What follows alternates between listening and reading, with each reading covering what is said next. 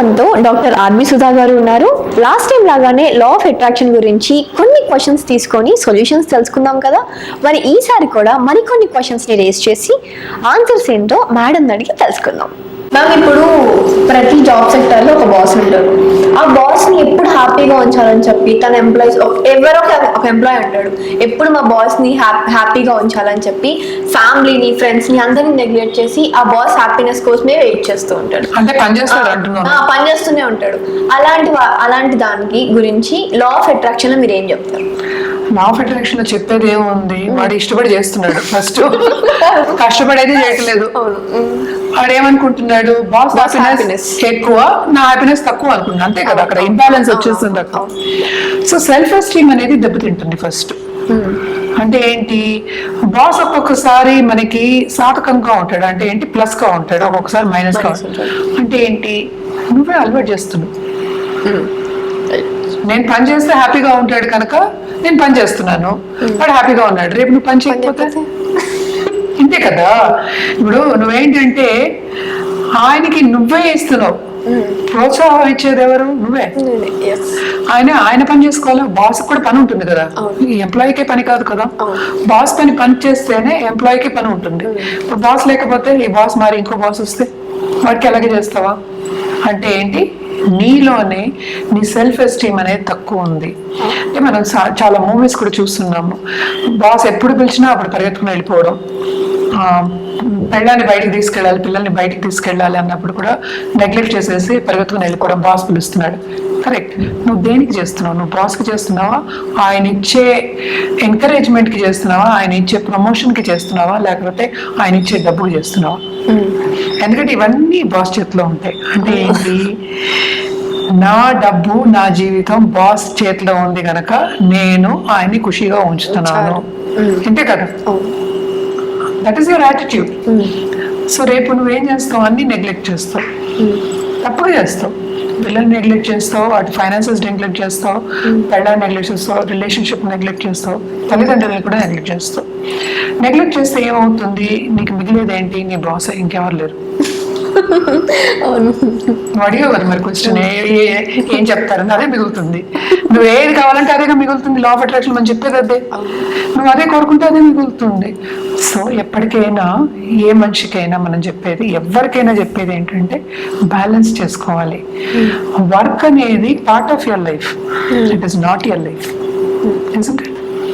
ఇప్పుడు family life అనేది, దాంపత్య జీవితం అనేది part of your life, not your complete life. నీకు ఇంకా జర్నీ ఉంది.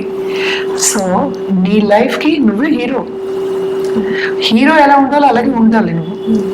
నేనేమో హీరో కాకుండా విలన్ గా ఉంటానంటే ఎట్లా, విలన్ కాకపోతే పని సైడ్ ఆర్టిస్ట్ గా ఉంటానంటే ఎట్లా? It is up to you.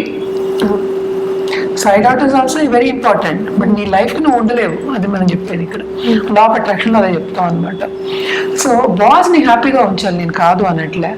అందుకని చీటికి మాటికి చేయడం అనేది తప్పు, అదొకటి. రెండోది ఏంటంటే అన్నిటికీ ఎస్ చెప్పడం అనేది చాలా తప్పు. ఇవి రెండు మాత్రం ఇది మూవీస్లో చూసిందే. నేను నాకు వచ్చి జాతకాలకు వచ్చిన వాళ్ళు కానీ లేకపోతే కౌన్సిలింగ్ వచ్చిన వాళ్ళకి చెప్పిన ఒక్కొక్క విషయం అనేది, అన్నిటికీ ఎస్ చెప్పడం అనేది కరెక్ట్ కాదు. నువ్వు కించపరుచుకుని ఎస్ చెప్పడం అనేది కరెక్ట్ కాదు అనేది నా ఒపీనియన్ అనమాట.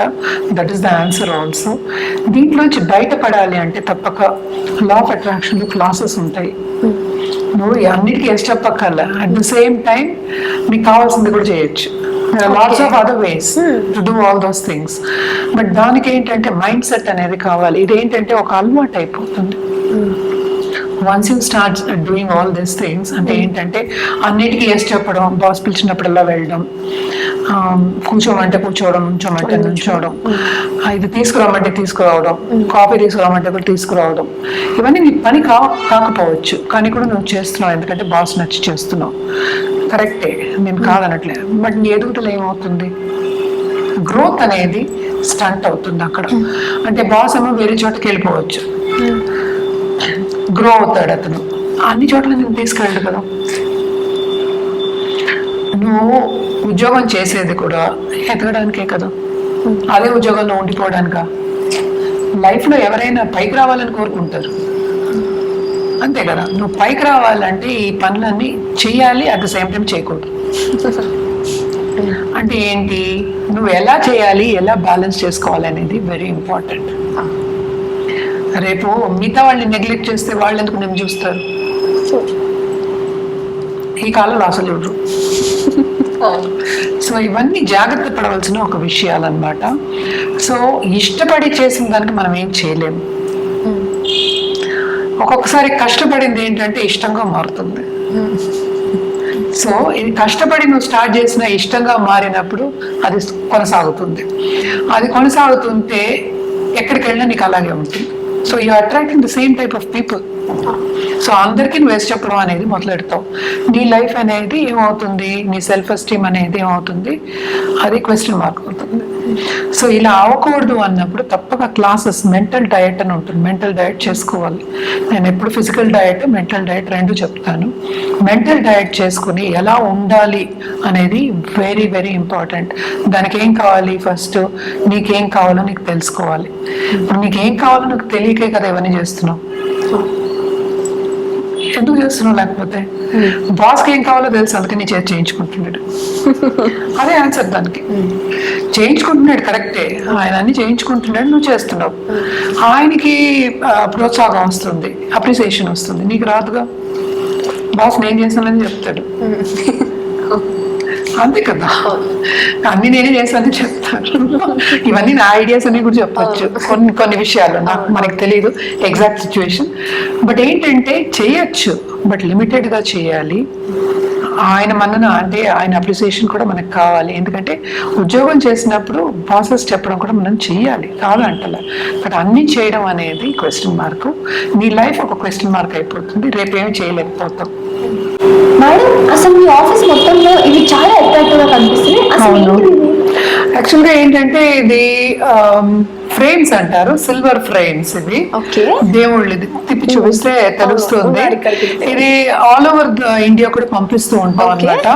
అంటే పూజ చేసి మా బ్రాహ్మణులు వస్తారు, వాళ్ళు పూజ చేసి దాంట్లో కుంకుమ అది పెట్టి వాళ్ళకి అడ్రస్ ఇచ్చి పంపిస్తాము. ఇదేంటంటే ఒక్కొక్క దానికి ఒక్కొక్క పూజ చేసి పంపిస్తాయి. ఇప్పుడు సపోజ్ అంటే ఒక ప్రాబ్లం ఉంది, ఆ ప్రాబ్లంకి ఏం పూజ చేయాలో చేసి ఇవి దగ్గర పెట్టి పంపిస్తాయి. ఇవంటి సిల్వర్ ఫ్రేమ్స్ అంటారు.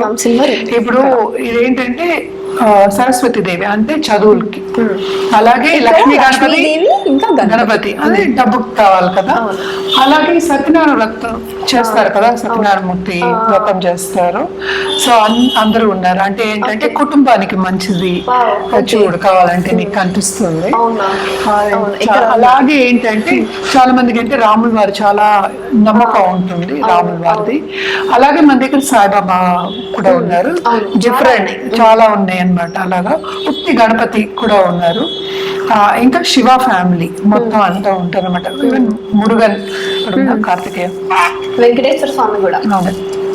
వెంకటేశ్వర స్వామి కూడా చాలా మంది కొలుస్తూ ఉంటారు కదా. ఇవి సిల్వర్ ఫ్రేమ్స్ అన్నమాట. వెనకాల రాసి ఉంది చూడు, 999 సిల్వర్ 999 సిల్వర్ ఫ్రేమ్స్. ఇది దీనికి యాక్చువల్ గా కింద స్క్రోల్ అయ్యే నంబర్ కి సంప్రదిస్తే, ఇది కావాలి అంటే కింద స్క్రోల్ అయ్యే నంబర్ కానీ ఈమెయిల్ ఐడికి కానీ సంప్రదిస్తే అన్ని వివరాలు చెప్పడం అనేది జరుగుతుంది. అంటే దీని ప్రైజింగ్ ఎలా ఉంటుంది, మీకు ఏం కావాలి, మీ సమస్య ఏంటి, దాన్ని బట్టి మనం పూజలు చేసి కుంకుమ అది చేస్తాం కదా, దాని ప్రసాదం కింద వాళ్ళకి పంపడం అనేది జరుగుతుంది అన్నమాట. హైదరాబాద్ లో ఉంటే వచ్చి వాళ్ళే కలెక్ట్ చేసుకోవచ్చు, మన హైదరాబాదే కనుక. వేరే ఊళ్ళో ఉంటే కనుక తప్పక బాక్స్ ఉంది చిట్టి అమ్మ అక్కడ, ఇలాంటి బాక్స్ ఉంటుంది. ఈ బాక్స్ లో పెట్టి ప్యాక్ చేసి మీకు కుంకుమతో పాటు, పూజ చేసిన కుంకుమతో పాటు మీకు పంపించడం జరుగుతుంది. అది కూడా వేద పండితులే మన దగ్గర ఉన్నవాళ్ళు. బ్రాహ్మిన్స్ ఏమో చాలా ఎక్స్పీరియన్స్డ్ బ్రాహ్మిన్స్ అన్నమాట. సో ఆ పూజ చేసి అవి పెట్టి వాళ్ళకి పంపించడం జరుగుతుంది. ఎవరికి చాలా మందికి పంపించిన. అలా కాకుండా బహుశా నా దగ్గరికి ఎవరైనా ఇప్పుడు కన్సల్టేషన్కి వస్తే ఇవ్వడం అనేది జరుగుతుంది అన్నమాట. అప్పటికప్పుడు వాళ్ళ జాతక రీత్యా ఇవ్వడం కూడా నేను చేస్తూ ఉంటాను. జాతక రీత్యా ఇవ్వడం కూడా జరుగుతుంది అన్నమాట. నా దగ్గరికి వచ్చిన వాళ్ళు చాలా మంది ఏంటంటే ఫోన్ కన్సల్టేషన్ తీసుకుంటూ ఉంటారు. డైరెక్ట్ కన్సల్టేషన్ తీసుకున్న వాళ్ళందరికీ నేను ఇస్తూ ఉంటాను. ఇదేమో ఒక సైజు, ఇంకో సైజ్ ఏమో ఇంకా చిన్నది ఉంటుంది అనమాట. దీనికంటే ఇంకా చిన్నది కూడా ఉంది. అది ఏంటంటే ఇవి రెండింటికి ప్రైసింగ్ అనేది డిఫరెంట్ వస్తుంది. పూజలు మాత్రం సేమ్ ఉంటాయి. సో ప్రైసింగ్ గురించి కింద స్క్రోల్ అయ్యే ఈమెయిల్ ఐడి కానీ వాట్సాప్ నంబర్ కానీ సంప్రదిస్తే అన్ని వివరాలు తెలుపుతాం అన్నమాట. ఏంటంటే ఇది పాజిటివ్ ఎనర్జీ కోసం ఇంట్లో పెట్టుకుంటే, అలాగే దేవుడి గదిలో పెట్టుకోవడం అనేది చాలా మంచిది. ఎందుకంటే పూజ చేసింది అందులో ఒక బ్రాహ్మణ చేత పూజ చేసింది కదా, తప్పక మీకు బాగుంటుంది. ఇల్లు కూడా కళకళలాడుతుంది అన్నమాట. సంపద వచ్చే ఛాన్సెస్ కూడా ఎక్కువ.